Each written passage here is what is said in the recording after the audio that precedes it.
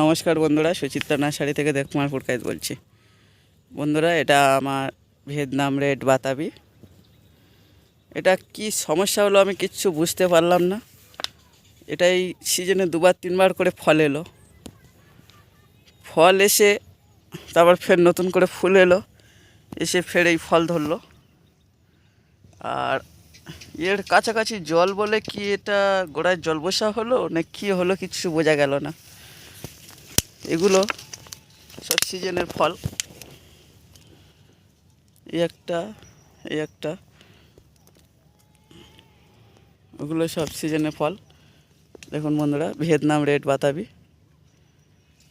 কি হলো কিছু বুঝতে পারলাম না যে কেন এরকম গাছটা হলুদ হয়ে গেল, এইসব পাতা ঝরে যাচ্ছে। মনে হয় জল বসা হয়েছে, সে যাই হোক, শিকড় ড্যামেজ হয়েছে। দেখুন বন্ধুরা,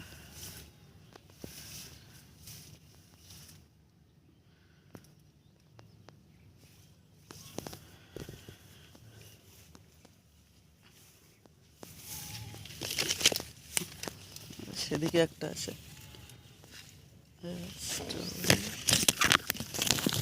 3, 4, 5, মোট 5টা লেবু হয়েছে।